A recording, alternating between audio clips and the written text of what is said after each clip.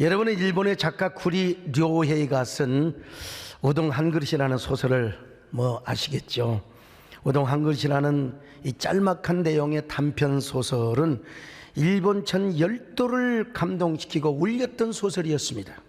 이 소설의 내용은 교통사고로 8사람을 다치게 하고 죽은 한 운전사의 미망인과 그리고 두 아들의 이 세모자의 서글픈 이야기가 전개되죠. 이 일로 인하여 세모자는 열심히 일을 해서 빚을 갚습니다. 아버지가 사람을 다 8명이나 다치게 하고 죽었으니.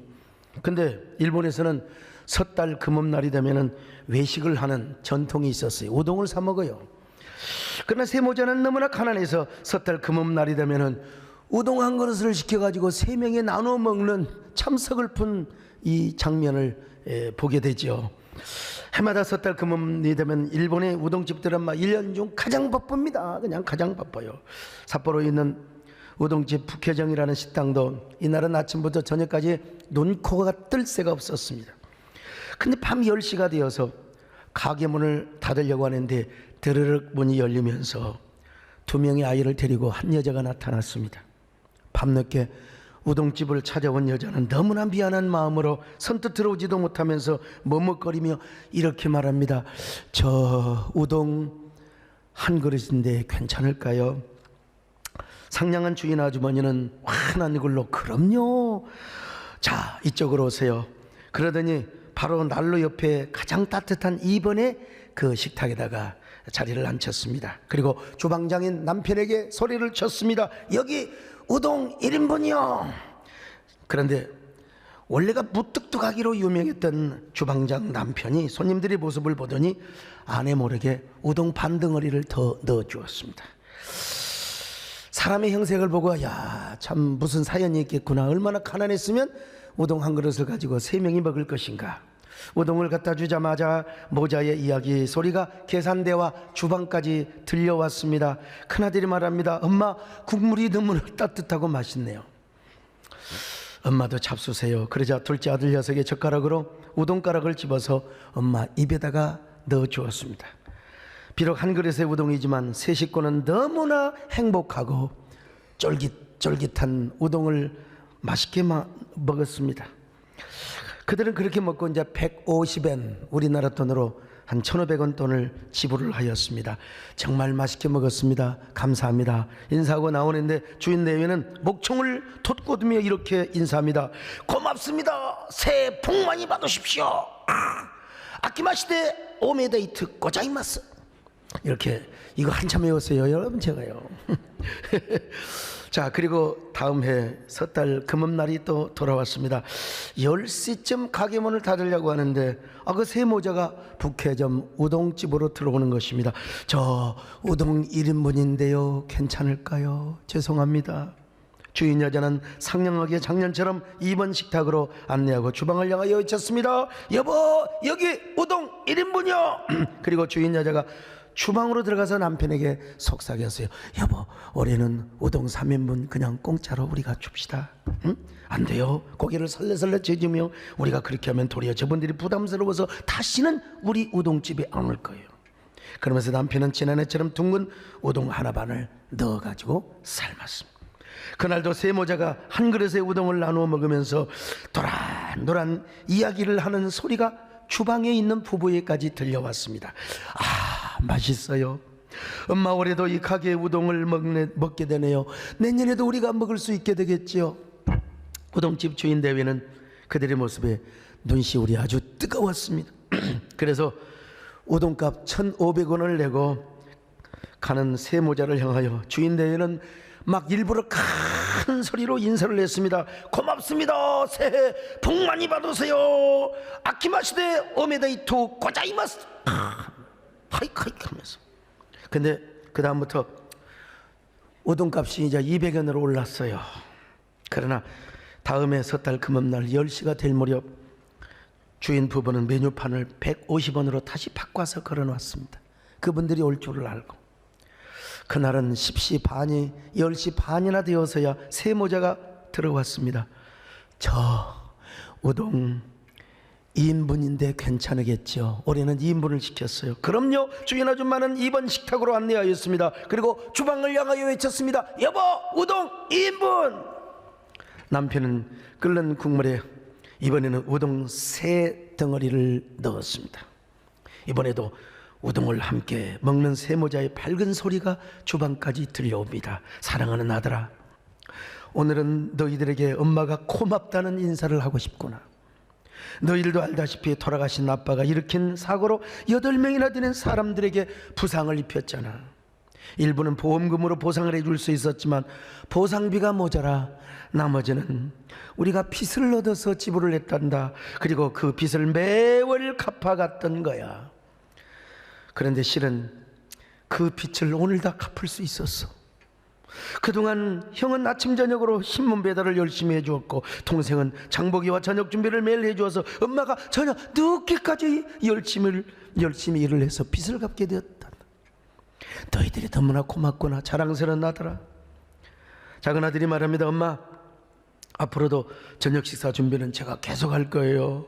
큰아들이 말합니다. 엄마, 나도 신문 배달을 계속 할래요. 엄마는 아이들의 손을 움켜쥐며 눈물을 글썽였습니다. 고맙다 내 아들아, 정말 너희들이 자랑스럽다.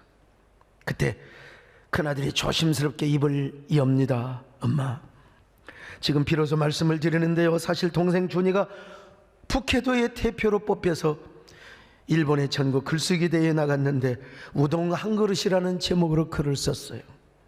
그러면서 형이 동생이 쓴 우동 한 그릇이라는 이 내용을 읽기 시작합니다.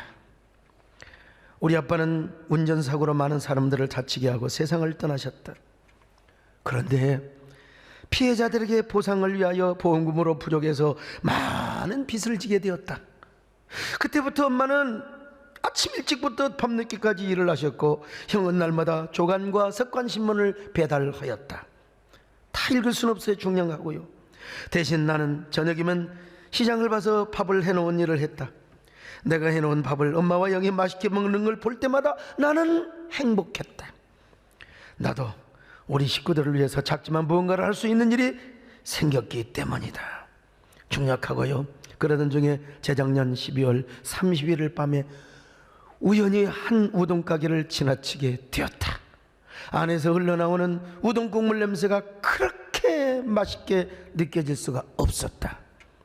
우리 형제의 마음을 알았는지 엄마는 우리에게 우동을 사주시겠다고 했다. 형과 나는 망설이다가 딱 한 그릇만 시켜서 셋이서 같이 나눠 먹자고 말했다. 문 닫을 시간에 들어와 우동 한 그릇밖에 시키지 않는 우리가 귀찮을 텐데도 주인네에보는 친절하고 반갑게 우리를 맞이해 주었다. 주인네에는 양도 많고 따뜻한 우동을 우리에게 내놓았다. 그리고 나서는 돌아가는 우리에게 고맙습니다, 새해 복 많이 받으세요 하며 큰 소리로 말해주는 그 목소리는 우리에게 지지 마라, 힘내, 살아갈 수 있어 라고 말하는 것과 같았다. 우리 가족은 그 후 작년 섣달 금음날에도 우동 가게를 찾아갔다. 그때도 우동 한 그릇밖에 시킬 수 없었다. 하지만 이날도 마찬가지로 주인들은 친절하고 따뜻하게 우리를 대접해 주었다. 그때 나는 결심했다. 나중에 나도 우동 가게를 차려 힘들어 보이는 손님들에게 고맙습니다, 새해 복 많이 받으세요 라고 인사해 줄 수 있는 일본 최고의 우동 가게 주인이 되겠다고. 이야기를 주방에서 듣던 두 부부는 땅바닥에 주저앉아 통곡을 하고 싶지만 통곡을 할 수가 없어. 한 장의 수건을 서로 잡아당기며 걷잡을 수 없이 흘러나오는 눈물을 연신연신 닦고 있었습니다. 그런 사연이 있었구나. 그래, 그랬던 거야. 그러면서 여러분요, 막 두 눈에 뜨거운 눈물이 흘러내린다. 이 남진양 우리 불러야 돼. 아무튼 두 눈에 뜨거운 눈물이 막 그냥 연신 흘러넘쳤던 거예요.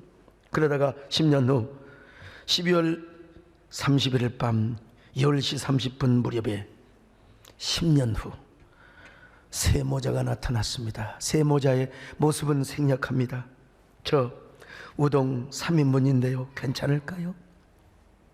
우리는 14년 전 섣달 금음날 밤 모자 셋이서 1인분의 우동을 주문했던 사람들입니다.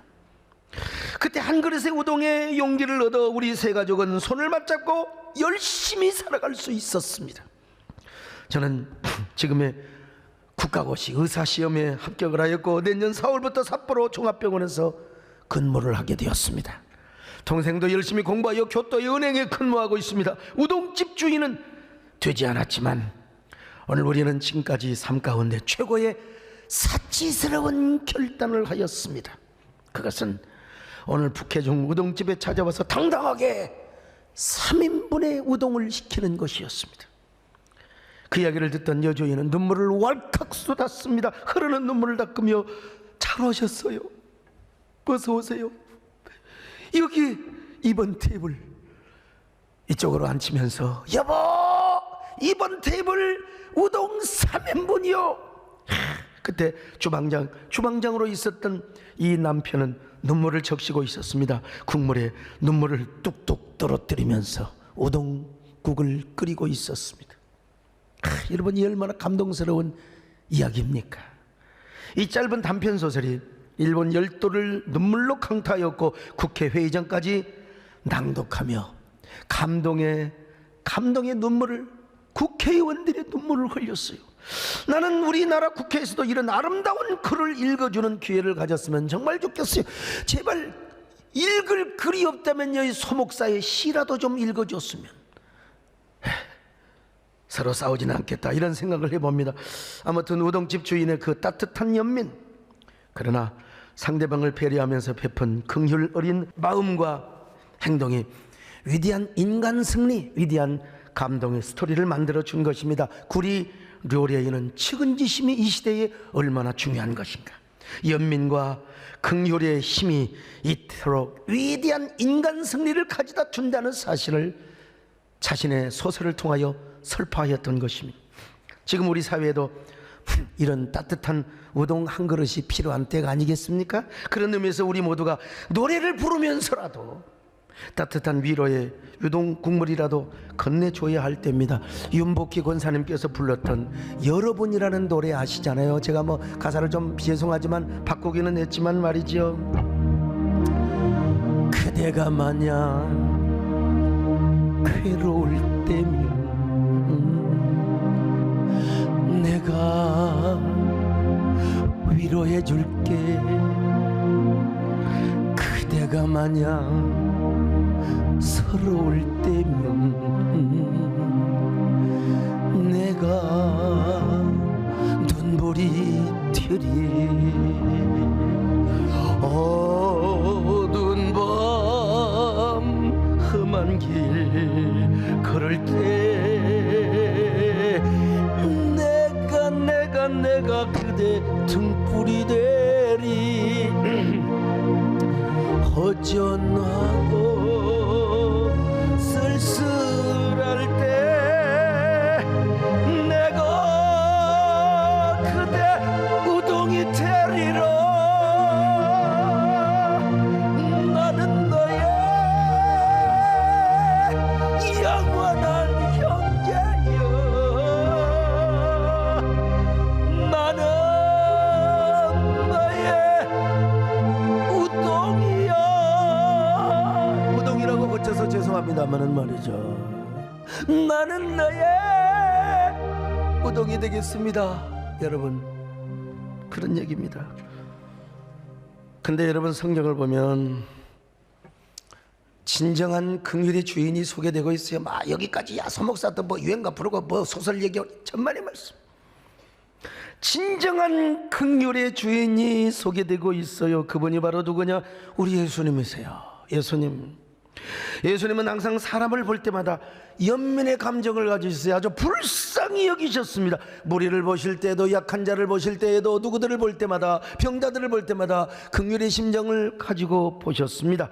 자, 마태복음 오늘 본문 9장 35절로 36절 시작. 예수께서 모든 도시와 마을에 두루다니사 그들의 회당에서 가르치시며 천국 복음을 전파하시며 모든 병과 모든 약한 것을 고치시니라. 무리를 보시고 불쌍히 여기시니 이는 그들이 목자 없는 양과 같이 고생하며 기진하며. 무리를 볼 때마다 불쌍히 여기신 것입니다. 오늘 본문뿐만이 아니요 몰려드는 군중들을 향하여 주님은 마음은 항상 불쌍히 여겨주신 거요. 마가복음 1장 41절입니다. 시작. 예수께서 불쌍히 여기사 손을 내밀어 그에게 대시며 자, 이르시되. 마태복음 14장 14절 계속 봅니다. 시작. 예수께서 나오사 큰 무리를 보시고 불쌍히 여기사 불쌍히 여기서 병을 고쳐주셔서 예수님께서 십자가에 죽으시고 하늘 보좌에 승천하셨습니다. 여전히 우리를 불쌍히 여기시며 연민의 심정을 가지고 우리를 보고 계신다는 거요. 히브리서 4장 15절입니다. 시작. 우리에게 있는 대제사장은 우리의 연약함을 동정하지 못하시리가 아니요. 여기 동정, 영어로 심펀이란 말이 무슨 말이냐? 심과 파스코의 복합어요. 함께 고난을 당하다 이 말이요. 여러분 그냥 불쌍히 여기 함께 걱정하고 함께 여러분 그 뭡니까? 마음의 칼등을 가지면서 우리가 당하는 고난을 주님이 지금도 함께 고통스러운 마음으로 지켜보고 계신단 말입니다. 그러니까 예수님께서 하늘 보좌에서요 우리를 그냥 물끄러미 저것들이 지금 예배 보고 있구나 그러게 아니요. 야, 유튜브는 유튜브대로 세상에 교회 나가지 못하는 저 사랑하는 나의 백성들, 그리고 위험을 무릅쓰고 와서 진짜 조심함이 현장에 와서 또 10% 예배를 드리는 성도들, 우리 주님께서 물끄러미 보고 계신 것이 아니라 언제나 우리 그 연약함을 대변하고 계신다는 거요. 연약함을 위해 기도하고 계신다는 거요. 히브리서 7장 25절 시작. 그러므로 자기를 힘입어 하나님께 나아가는 자들을 온전히 구원하실 수 있으니 이는 그가 항상 살아계셔서 그들을 위하여 간구하십니다. 그렇습니다. 여러분 지금도 주님은 살아계셔서 하나님 보좌 우편에서 우리를 위하여 간구하신다는 것입니다. 성부 하나님이요, 내가 육신으로 가서 육신으로 삶을 살아봐서 누구보다 잘합니다. 나도 죄는 없지만 시험을 당해본 적이 있습니다. 그러나 수많은 고난을 겪어봤지만 저 연약한 백성들 코로나에 노출되어 있고 얼마나 악한 마귀가 유혹을 합니까? 저들이 시험을 당하고 유혹을 당할 때 얼마나 연약하고 바람에 흔들리는 갈대처럼 풀어질 수 있단 말입니까? 그래서 내가 저들을 위하여 성부 하나님께 기도합니다. 저들이 아무리 악한 마귀의 유혹과 시험에 당한다 할지라도, 아무리 코로나가 기승을 부린다 할지라도 저기 나와 있는 저 현장 예배 성도들을 지켜주시기를 바랍니다. 불담이 되어 주시기를 바랍니다. 그리고 좌로나 우로나 치우치지 말고 언제나 저들 곁길로 빠지지 말고 천국 오는 이날까지, 천국 오는 그날까지 성부 하나님께서 꼭 지켜주셔야 됩니다. 여러분 이게요, 그래서 성령 하나님께서 우리의 보디가드 아니면 이걸 뭐라고 합니까? 보혜사로 우리와 함께 하시고 있는 거 아닙니까? 오늘도 주님은 우리를 이렇게 지켜보시면서 우리를 위해 기도하고 있다는 사실을 아셔야 돼요. 이 말씀에 근거해서 찬송가가 만들어졌지 않습니까? 이거 부를 때마다 진짜 은혜가 됩니다. 여러분, 나를 위하여 날 위하여 예수 간구하시네. 형님같이 되신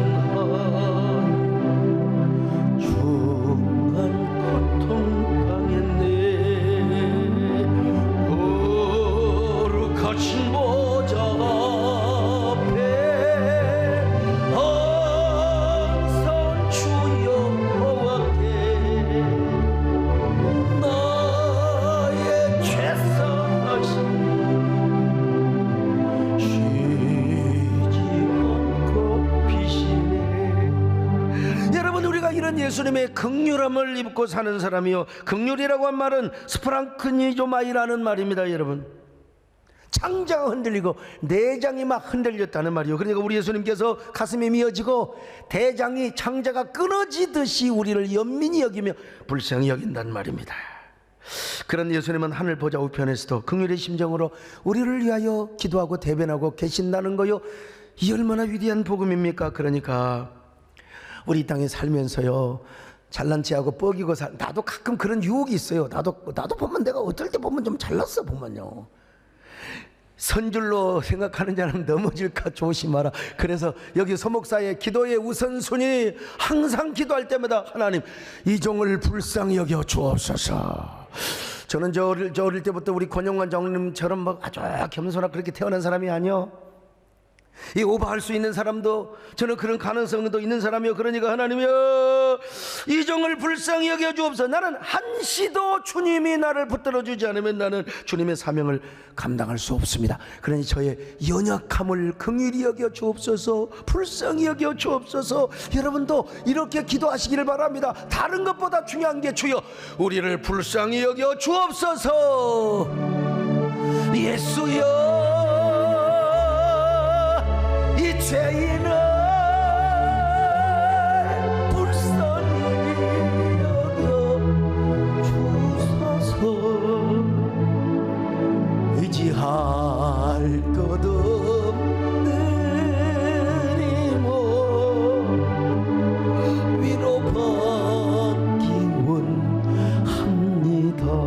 자, 그렇다면 여러분, 주님의 연민과 긍휼의 사랑을 한 몸에 받은 우리는 어떻게 살아야 하느냐? 우리도 연민의 심장을 가지고 긍휼의 감성을 가지고 이웃을 대해야지요. 적어도 우리는 이 삭막한 시대에 주님의 이름으로 우리 영혼의 따뜻한 우동 한 그릇을 이웃에게 베풀 수 있어야 됩니다. 이게 예수님의 사랑이요. 예수님을 몰랐던 맹자도 측은지심을 강조했어요. 왕도 백성을, 모든 고을의 수령도 이게 측은지심의 마음을 가지고 다스려야 돼요. 이게 그래서 정약용도 여러분 복민심서를 쓴 거 아닙니까?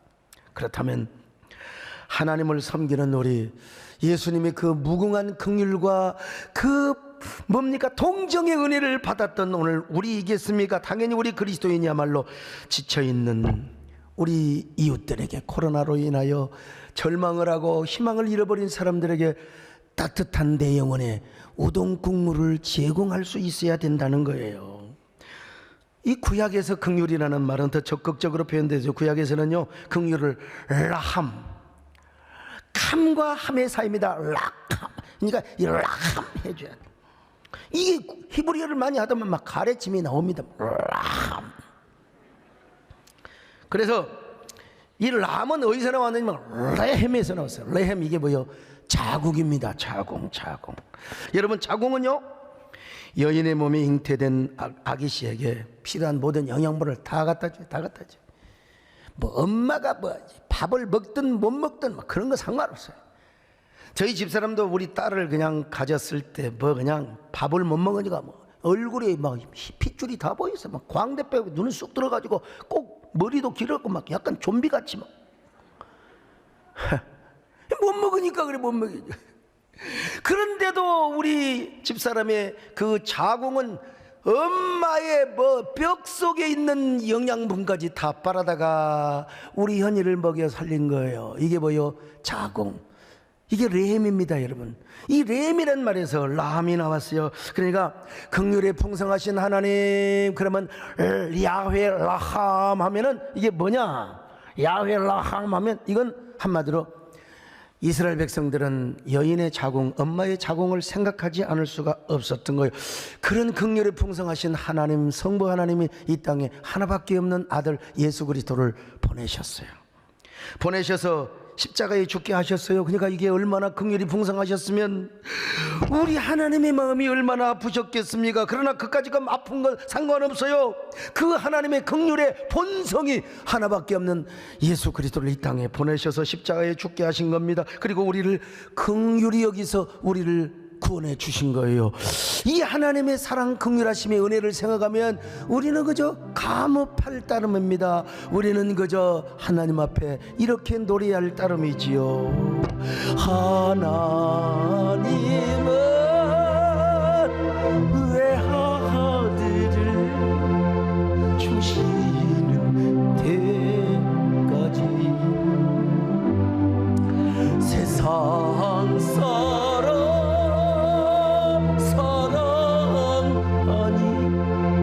참 사랑이로다.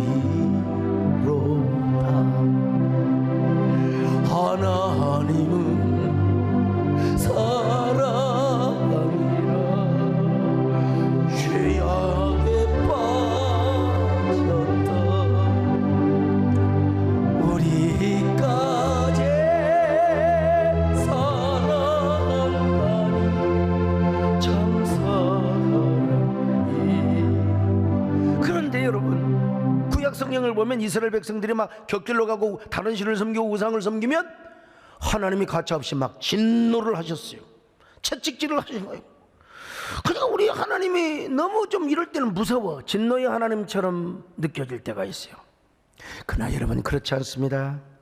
긍휼의 하나님께서 곁길로 갈 때는 어쩔 수 없이 때리셨지만 마음으로는 우셨어요.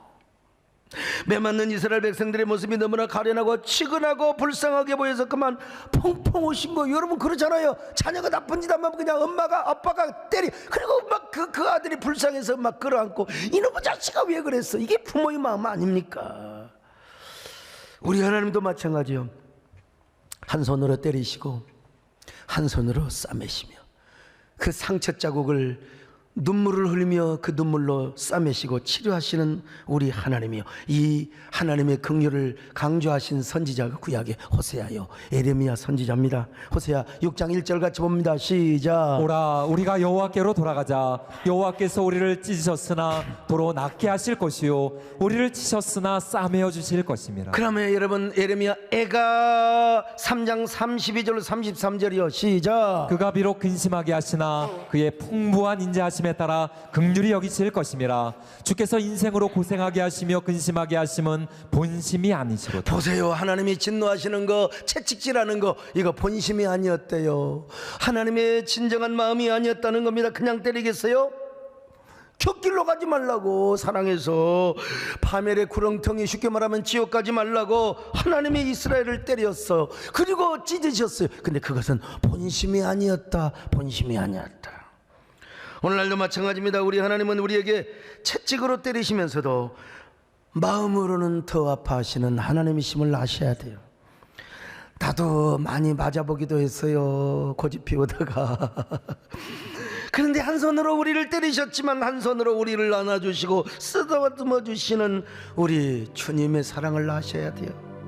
매맞은 우리의 상처 자국을 당신의 눈물로 닦아주시면서 긍휼로 때리시는 우리 하나님, 그 하나님이 바로 프로디걸 갓, 당부의 하나님이라는 거요. 때리시고 어루만지시는, 때리시고 어루만지는 위로해 주시는 우리 주의 긍휼하심은 한량없이 넓고 우리 주의 긍휼하심이 말이죠. 우리 주의 긍휼하심은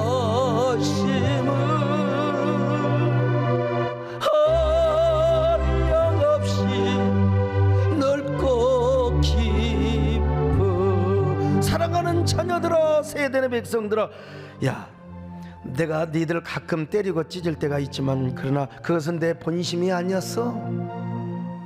너를 때렸던 채찍은 나의 본심이 아니었어. 내가 너를 얼마나 사랑했으면 그랬겠니. 네가 사생자요 어부 아들이라면 내가 안 해.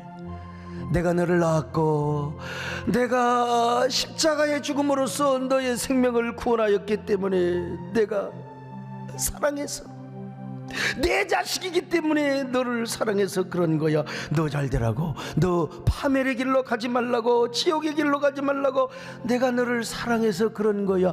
여러분, 이 주님의 경고, 사랑을 깨달으시기를 바랍니다. 이 코로나 속에서도 우리가 깨달을 수 있어야 됩니다. 여러분, 내가 너를 얼마나 사랑하는지 너는 아느냐. 내가 너를 얼마나 좋아하는지 너는 아느냐. 내가 너를 얼마나 기다렸는지 너는 아느냐. 너는 아느냐. 너는 아느냐. 내가 너를 살리려 나의 생명을 주었고, 내가 너의 수치를 씻으려 나의 생명을 주었으니 너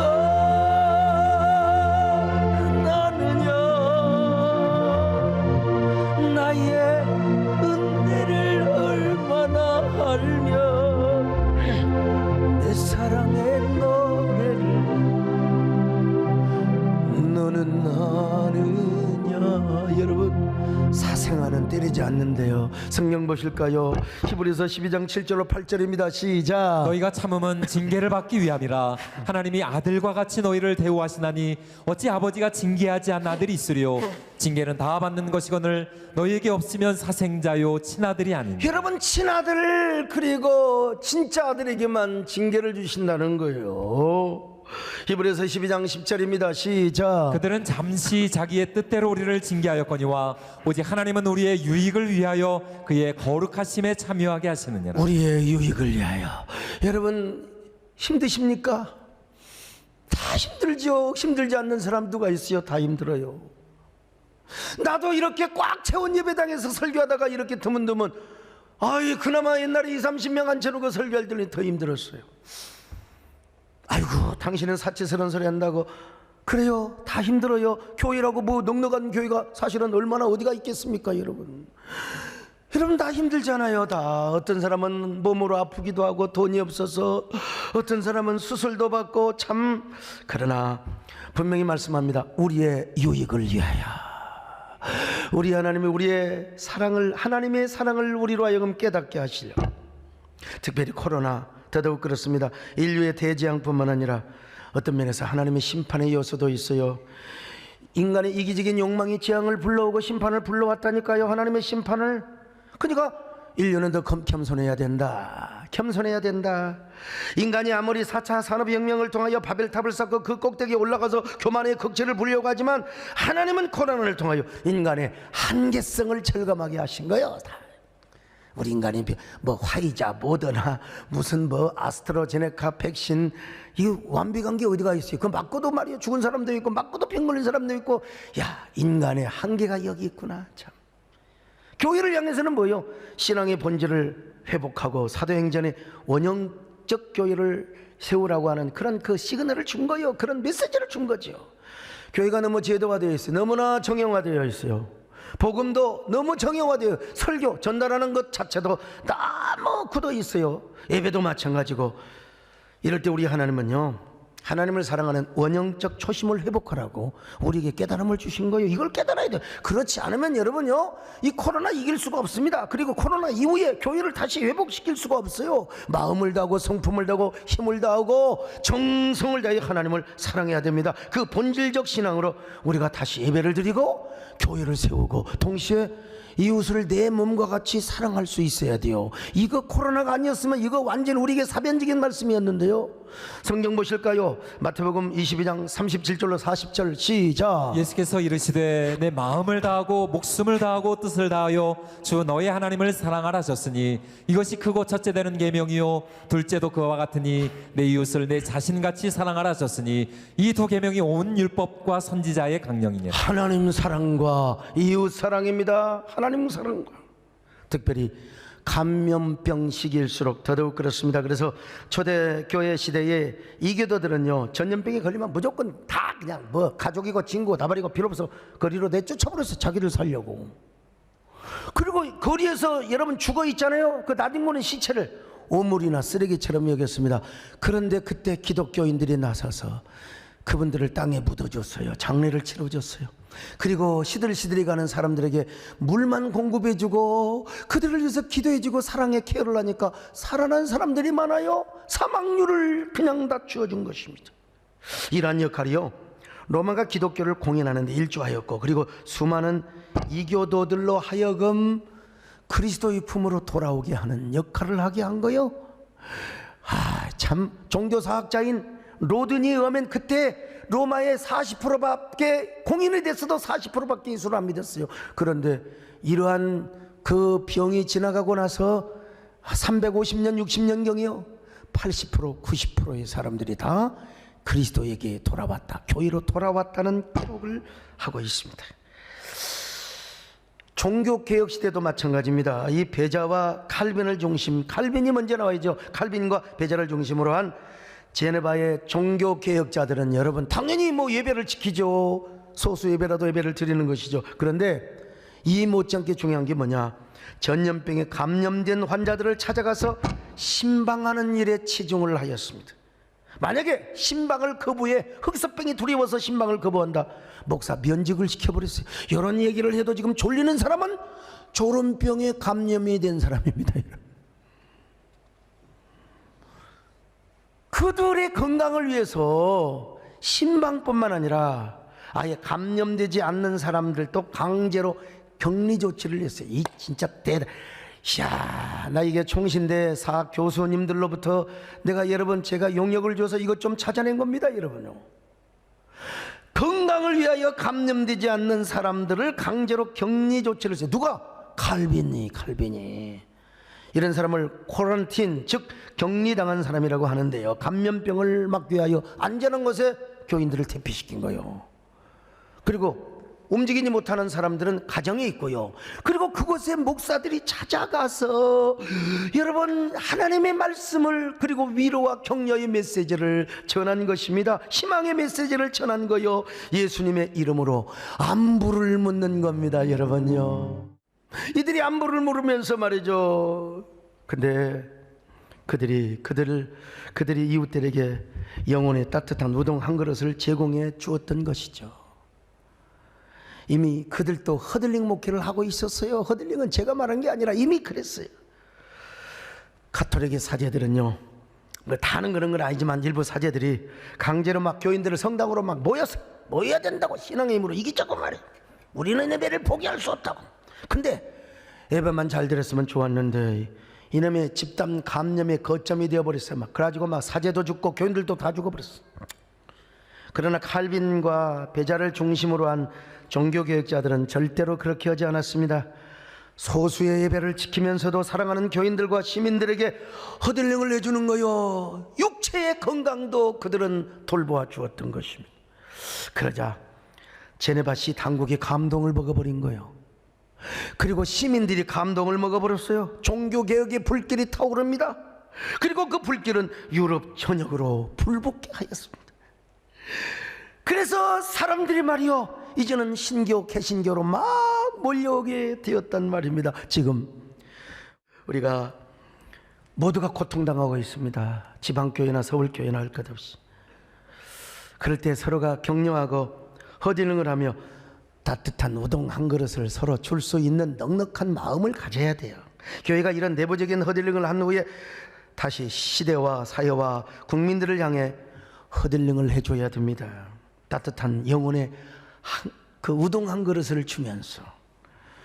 지금 수많은 국민들이 한국교회를 향하여 분노의 화살을 쏘고 있습니다. 사실 대부분의 교회는 방역 수칙을 잘 지켰어요. 확진자 되지 않았습니다, 여러분. 근데 너무 일부 언론이 뻥을 쳤어요. 교회를 오해받게 만들었어요, 여러분. 근데 중요한 건 뭐냐, 한국교회 이러한 현상을 미리 예측하고 미리서 자율 방역을 하고 선제 대응을 했더라면, 그리고 예배의 주도권을 정부에 빼앗기지 않았더라면, 이걸 내가 주장했던 사람이 작년 이맘때부터요. 그래 우리 예배도 잘 드릴 뿐만 아니라 우리 사회에 따뜻한 영혼의 우동 한 그릇을 섬겨 드렸으면 얼마나 좋았을까. 지금 생각하면 너무나 아쉽습니다. 이제 저는 총회장으로서, 한교총회 대표회장으로서 이런 선도적인 누가 가나 말거나 욕을 하거나 제가 제 길을 가고, 그리고 제가 한국교회를 세우는 데 앞장서게 될 것입니다. 어쨌든 여러분, 그러나 지금이라도 절대로 늦지 않았다는 사실입니다. 하나님의 긍휼의 심정으로 시대와 사회를 우리가 다시 이제라도 긍휼히 섬기자는 말입니다. 예수님이 그 한없는 연민의 눈빛으로 코로나로 고통당하고 있는 이웃을 우리가 이제 다시 바라봐야 돼요. 물론 우리의 소리를 내는 게 중요합니다. 당연히 내서 세상 사람들의 오해를 풀도록 해야 돼요. 그러나 오해를 풀기는 것과 동시에 우리는 다시 따뜻한 우동 한 그릇을 들고 가서 그들의 마음을 풀어주는 교회의 모습을 보여줘야 돼요. 저 절망하고 신음하고 있는 사람들에게 우리 한국교회는 허들링을 하는 모습을 보여줘야 돼요. 그리고 희망의 메시지를 전해줘야 됩니다. 그러면서 그들에게 예수 그리스도의 복음을 따뜻하게 전해줘야 됩니다. 오늘 본문에서도 예수님은 무리를 불쌍히 보시며 그들의 영혼을 구원할 생각을 하셨지 않습니까? 제자들에게 추수할 곡식이 저렇게 휘어졌는데 말이야, 추수할 일꾼을 보내달라고 기도하거라. 자, 마태복음 9장 37절로 38절입니다. 시작. 이에 제자들에게 이르시되 추수할 것은 많되 일꾼이 적으니 그러므로 추수하는 주인에게 청하여 추수할 일꾼들을 보내셔서 하라 하시니라. 지금 간접합병인데 여러분, 이게 뭐냐? 추수할 일꾼이 많아야 된다. 오늘 여러분, 이런 상황 속에서도 우리는 따뜻한 우동 한 그릇을 주면서 따뜻한 감성으로 복음을 전해야 된다는 겁니다. 오늘 여러분, 어떤 방법으로든지 우리는 복음을 전해야 됩니다. 대면이 안 되면 비대면으로, SNS 영상을 통해서 우리는 예수 그리스도의 사랑을 전해야 됩니다. 할렐루야. 보내주소서, 보내주소서. 재단 숯불에 술에 번지 주저할까 주여. 여러분, 내가 아무리 우동 한 그릇을 얘기해도 기독교는 예배가 생명이고 예배가 본질입니다. 예배는 죽음을 각오하고도 포기할 수 없습니다. 예배는 지켜야 됩니다. 예배는 회복이 돼야 됩니다. 김영석 교수님의 말씀처럼 이웃과 소통하고 공감하며 이웃을 섬길 줄 알아야, 3.1운동 때처럼 여러분 근현대화를 일으켰던 우리 한국계 초대교회 선진들처럼 민족의 눈물을 닦아주고 국민의 아픈 멍든 가슴을 위로해주는 교회가 될 때 드디어 지식인들이, 젊은이들이 교회로 돌아오게 되어 있는 것입니다. 오늘 사랑하는 여러분요, 이번 명절에도 내 영혼의 우동 한 그릇을 전달하십시다. 그러면서 따뜻한 감성으로 복음을 전해요. 그렇게 함으로써 다시 한번 한국교회가 이 시대의 소망이 되고 등불이 되었으면 좋겠습니다. 요즘 남진 장로님 열심히 방송 나가시는데 방송에서 종교 편향 얘기하면 안 되겠지만 사적으로 만나는 사람마다 따뜻한 감성으로 예수님 전하시고요. 세된 교회 홍보장로님, 우리 박순애 전사님이 좀 어떻게 집회를 다니신지 모르는데 열심히 다니시면서 우리는 참새는 죽어도 잭하는 것처럼 이런 상황 속에서도 그리스도의 긍휼과 사랑과 십자가의 복음을 전해야 됩니다. 그럴 때 우리 한국교회가 회복될 수 있는 거예요. 그냥 우리 소리만 지른다고 되는 것이 아니요, 이런 저와 여러분 되시기를 주님의 이름으로 축원합니다. 전사의 말을 하는 사람도 사랑 없으면 소용이 없고, 심오한 진리 깨달은 자도 울리는 징과 같네. 하나님 말씀 전한다 해도 그 무슨 소용인가.